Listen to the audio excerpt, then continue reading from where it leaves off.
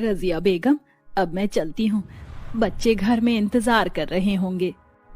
हाँ जाओ जाओ आयशा, वैसे भी रमजान का तुम्हें अच्छा बहाना मिल गया है, 1 घंटा पहले ही घर चली जाती हो।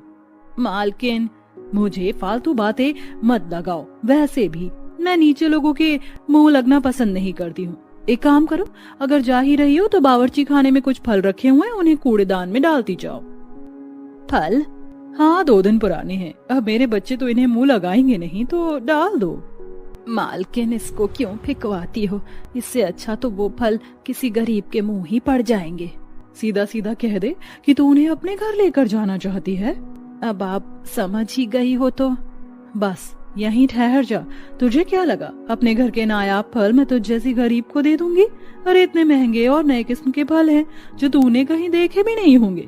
तेरे जैसे गरीबों की इतनी औकात नहीं जो मेरे घर के सड़े हुए फल भी खाए, समझी? रजिया ने आयशा को कुछ नहीं दिया। कई तरह के फल और रात का भी बचा हुआ खाना था जिसको आयशा ने ना चाहते हुए भी अपने हाथों से कूड़ेदान में डाला। अल्लाह मियाँ, बस मुझे माफ कर देना, मैंने इन हाथों से रिज्क को ना चाहते हुए भी फेंक दिया। आयशा ने दिल पर पत्थर रखकर ये काम किया था।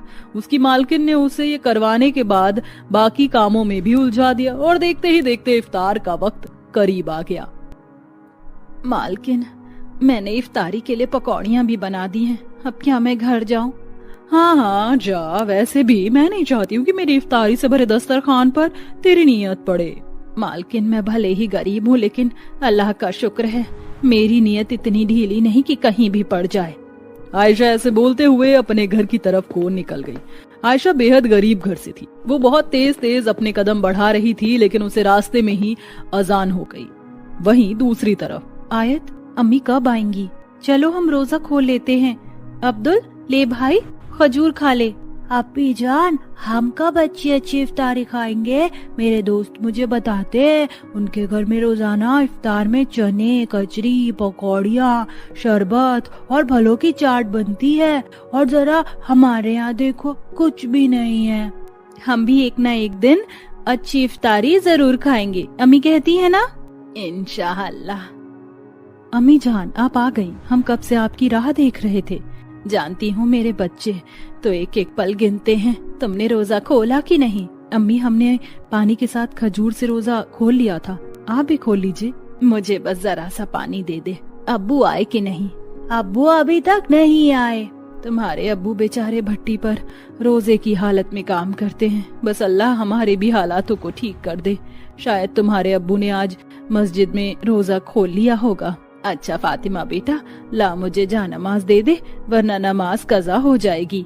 आयशा बस पानी पीकर रोजा खोलने के बाद मुसल्ले पर खड़ी हो गई और अल्लाह की इबादत करने लगी। उसके साथ साथ उसके बच्चे भी नमाज पढ़ने लगे। कुछ देर में बच्चे तो नमाज पढ़कर हट गए लेकिन आयशा बैठकर दुआ मांगने लगी। या अल्लाह, हर मुश्किल के बाद आसानी का वादा तूने किया हुआ है, मेरी भी मुश्किलात को हल कर दे। मेरे मालिक, मेरे बच्चों की खातिर मेरी दुआओं को कबूल अता फरमा ले। अम्मी जान, अब्बू आ गए हैं, उन्हें खाने में क्या दूं? देख बेटा, दलिया में रोटी रखी हुई है, अब्बू को वही नमक के साथ दे दे। जी अम्मी। फातिमा ने अपने अब्बू के सामने रूखी रोटी नमक के साथ रख दी लेकिन बेचारे गरीब बाप ने उसे भी नहीं खाया। फातिमा बेटा, इसे वापस ले जाओ, ये रोटी सहरी के वक्त तुम सभी खा लेना, मुझे तो बस 1 गिलास पानी दे दो। अब्बू जी खा लीजिए ना, आप सारा दिन भट्टी में तपते हैं। भट्टी में तपकर ही तो सोना गहने की शक्ल लेता है, मेरी फिक्र मत करो। दिलशाद ने वो रोटी नहीं खाई और पानी पीकर ही नमाज अपनी अदा करके सो गया। ऐसे ही आधी रात को सहरी का वक्त हुआ। 3 बजे सभी के घरों की लाइटें जलने लगी। ये 2 रोटियां हैं, इन्हें ही खा लो। अम्मी जान, मेरा सहरी करने का मन नहीं है, आप सभी खा लो। अरे सारे रोजे तू रख रही है और सहरी का मन नहीं है, जल्दी से खा वरना कमजोरी हो जाएगी। ये ले अब्दुल बेटा। मुझे नहीं खानी है सहरी। क्या हुआ? आप रोजाना वादा करती हो कि कल को अच्छी सहरी खिलाओगी, लेकिन आप कभी कुछ अच्छा नहीं खिलाती। बेटा, अपनी इस मजबूर माँ को माफ कर दे। अब्दुल, अपनी अम्मी से ऐसे कौन बोलता है? चलो अम्मी से माफी मांगो। मैं नहीं मांगूंगा, अम्मी झूठ बोलती हैं। अब्दुल ऐसे बोलकर बिस्तरों में मुंह दबाकर लेट गया। अपने बच्चों के ये बोल आयशा के दिल पर लगे थे, लेकिन वो बेचारी हालातों की मारी माँ क्या करती। उसने अपने दुख को सीने में ही दबा लिया। ऐसे ही दिन बीतने लगे और लगभग आधे रोजे होने को आए थे। आयशा के घर में इन रमजान कुछ अच्छा नहीं आया था। साहब, तरबूज में क्या कमी है, इसे क्यों भिगवा रहे हो? मुझे ही दे दो, मैं अपनी बीवी बच्चों के लिए ले जाऊंगा। अरे चुप रहे, तुझे देने से अच्छा तो मैं इसे कुत्तों को डाल दूं। तुम गांव के 2 या 3 गरीबों की औकात तो इन कुत्तों से भी कम है। भाई, इनके आगे हाथ फैलाना ऐसे है जैसे भैंस के आगे बीन बजाना। इनसे कुछ मत मांगो। इन्हें अल्लाह ने इफरात तो दे दी, लेकिन दिल नहीं दिया। अरे तू आकर मुझे भाषण क्यों दे रहा है?